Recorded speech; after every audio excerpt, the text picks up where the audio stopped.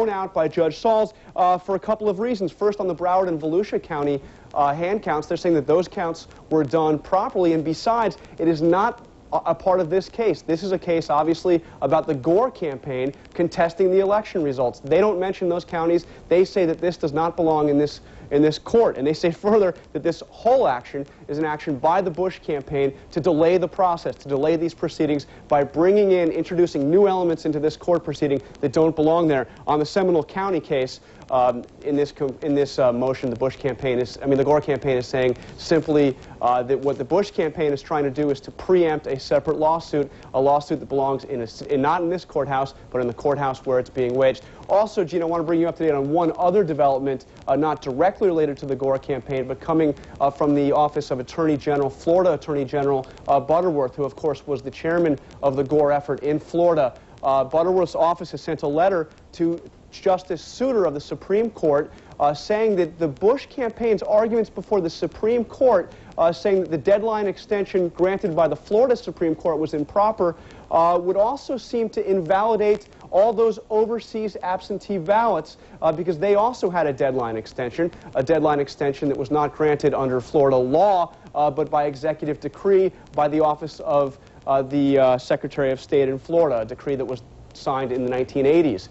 So basically, that's a very important point, Gene, because if you throw out all those overseas absentee ballots, you're throwing out a net gain of over 600 votes for George W. Bush. Well, if you throw out 600 plus votes, obviously then you overcome the lead, and Gore once again is in the lead by just a handful of votes. So those are the various legal battles. But again, the headline there, I think, is the quote from the 60 Minutes interview that has just completed up at the Vice President's residence, where the Vice President reiterating that at the end of the day, all these processes are done, that George W. Bush is sworn in as president, the Vice President saying, quote, "He will be my president, he will be America's president."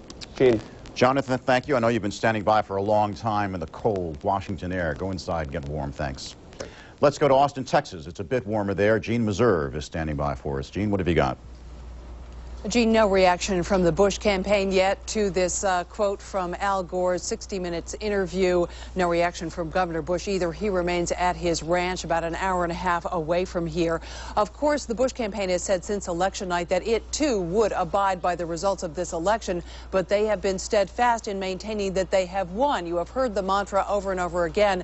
We won the election. We won the recount. We have won selected hand recounts.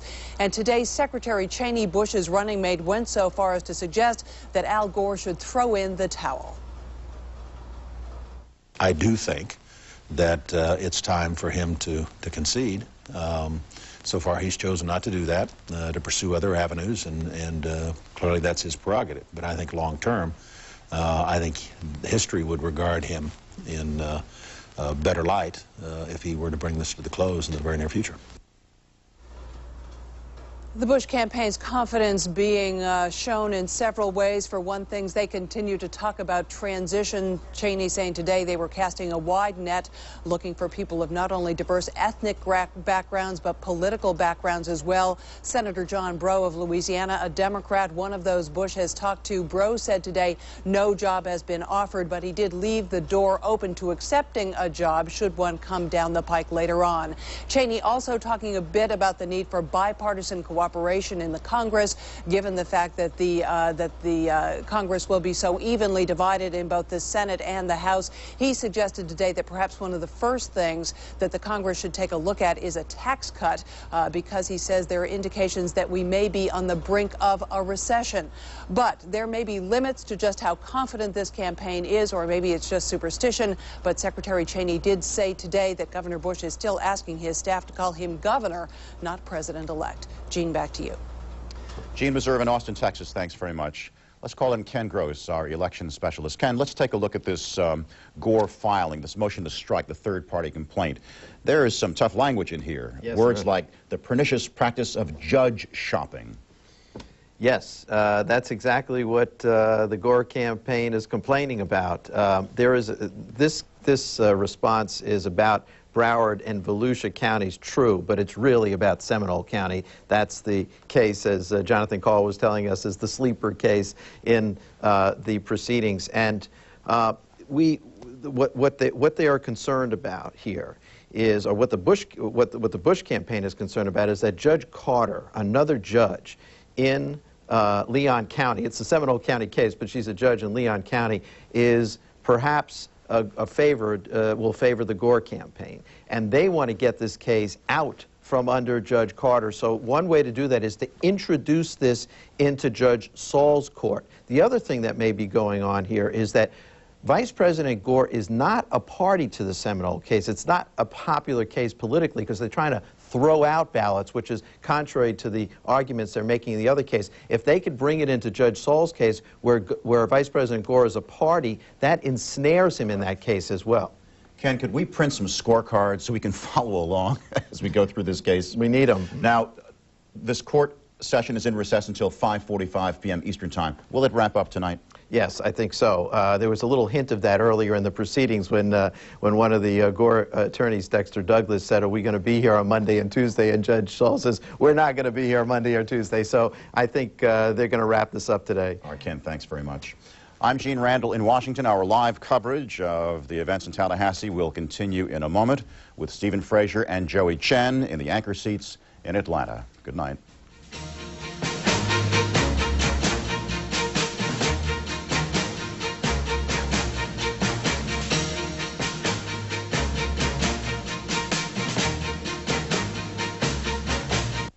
Tonight in the Spin Room, the Bush and Gore teams are making their case. Now it's your turn. Share your thoughts with Bill Press and Tucker Carlson.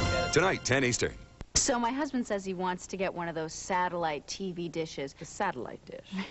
I got questions. Why don't I get local channels with my dish? The news, the weather. You know, it's important. I got kids to dress. See, I'm very involved in the community. I like to know what's going on. Oh, if I get it with an antenna. So now I need not only a satellite dish, but an antenna. Wait, let me get this straight. There's no local channels. There's no local office. So really there's no local commitment. Satellite TV isn't all it's dished up to be. Yeah, sign me up. There's nowhere else but Shaler Acura in Manchester. Welcome back from CNN Center. I'm Joey Chen here with Stephen Frazier. CNN continues our coverage of the Florida recount hearing now underway in Leon County, Florida, in the circuit court there of Judge Sanders Sauls. The court is now in a break, and we will continue our coverage there as soon as they get back into session. We'll have a little bit more analysis of what we've just heard, but before we do that, let's turn to other news that is developing outside the hearing, believe it or not. First, the U.S. Justice Department is sending representatives to Florida to look into complaints that African Americans and other minorities were prevented from voting in several Florida locations. The NAACP says it has nearly 500 complaints of that. Meantime, President Clinton has invited congressional leaders from both parties to meet with him at the White House Monday. They are to discuss the agenda for this week's session of the lame duck Congress. In the Middle East, Israel now says it will cooperate with a U.S.-led inquiry into 9 weeks of fighting there that has killed more than 300 people, most of them Palestinians. And 2 spacewalking astronauts have installed the world's largest, most powerful set of solar wings to the International Space Station. The solar panels will supply much-needed power to the space station Alpha. North Carolina getting a blast of wintry weather. The State Highway Patrol there says snow and ice is now covering I-95. Several accidents reported in the area. The story you've been seeing on CNN throughout this day, the hearing underway in Leon County, Florida, in Tallahassee, Florida, in the courtroom of Judge Sanders Sauls. This is a circuit courtroom. They're hearing the consideration of whether the ballots from South Florida should be counted. CNN's Gary Tuckman has been in the courtroom, which is in recess now, and he's on the telephone line with us now. Gary, bring us up to date on what's happening there. Well, sitting in the courtroom right now, Joey, I can tell you that Democratic lawyers here chuckle at Dick Cheney's request for Al Gore to throw in the towel. They haven't been predicting the results, but for the first time that I have heard a prediction, Dexter Douglas, one of Al Gore's attorneys, says he believes this judge will ultimately decide to hand count 9,000 of the votes they want hand counted from Miami-Dade County. Now, lawyers are generally optimistic about their cases, but it's been true that the Democrats haven't said very much about predicting at this point. Republicans predict, though, they will win this case, too. We should also mention the most recent testimony. That was Shirley King, the supervisor of elections in Nassau County. We haven't heard as much about Nassau County as we've heard about Miami-Dade County and Palm Beach County. But in that county, on November 7th, they had their vote. They did a recount on November 8th. In that recount, according to Republicans, 218 votes went missing. 135 of them were for George W. Bush, 83 were for Al Gore.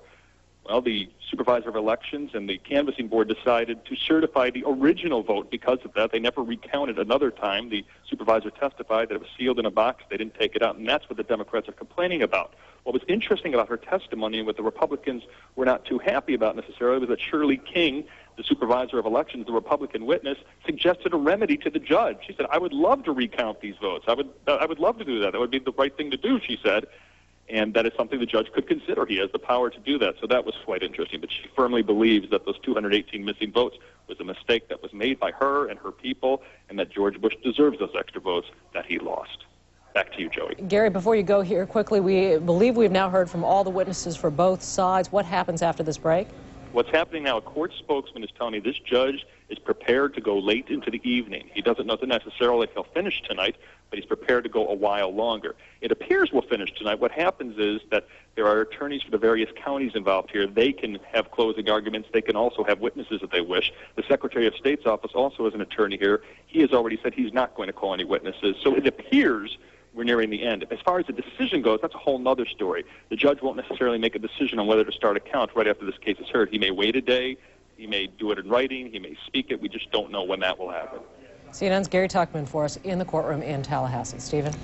Joey, this, of course, is day 2 of a hearing that was supposed to take only one day, and events are being followed very closely by an awful lot of people, including some who have assembled just outside the courthouse to keep a vigil there. And Brian Cabell is with them and can tell us how things are going there. Brian, good evening. I'll tell you, Stephen, there's not all that many people out here today. There were plenty yesterday, perhaps 100 or 200 in very loud, vociferous group. Today they've been fairly quiet because, frankly, it's been awfully cold, and it was suggested earlier perhaps they're at football games or watching football games today. But there was just about 10 minutes ago an air of anticipation here because everybody came rushing downstairs saying closing arguments were going to begin within a matter of minutes.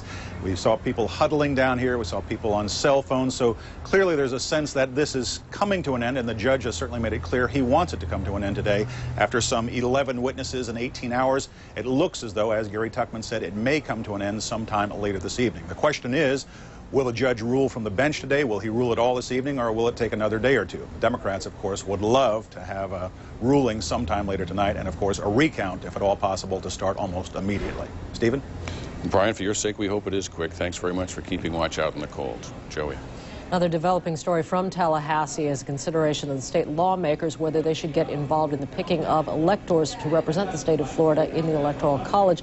CNN's Kate Snow has been following that story. She joins us now from Tallahassee as well. Kate. Well, Joey, hi. You'll remember that yesterday there was a lot of buzz around the Capitol here in Tallahassee about when and if the legislature would call for a special session. The buzz was created by folks who were familiar with Representative Tom Feeney. He is the Speaker of the House here. He's a Republican, and he has all along been pushing for the special session. And the news yesterday was that he was planning for a signing ceremony to happen on Monday, midday, and that then they would start a special session on Wednesday. Well, late last night at about 8 o'clock, we got a statement from the Senate president. That's the other side of the aisle, the other side of the other chamber, but not the other side of the aisle. He's also a Republican. This is Senator John McKay, and he said that he did not think he was going to go ahead on Monday and sign a declaration which would create a special session, but he didn't rule it out for some other time. Joining me now is Representative Lois Frankel. You're the House Minority Leader, the Democratic leader in the House, so you have a very different point of view on all of this. Let me ask you first, a lot of back and forth yesterday about whether this was going to happen, when this was going to happen. You've been saying to me you think that people are playing politics. Well, I think this is a little dog and pony show. First of all, I think it would be naive for anyone to believe that John McKay and Tom Feeney are calling the shots. After all, this is a presidential election. There's so much at stake, and I believe they're getting their cues from the Bush campaign. And I think what we've seen at the Capitol is the wheels are rolling and everything is getting set up for a special session. We have middle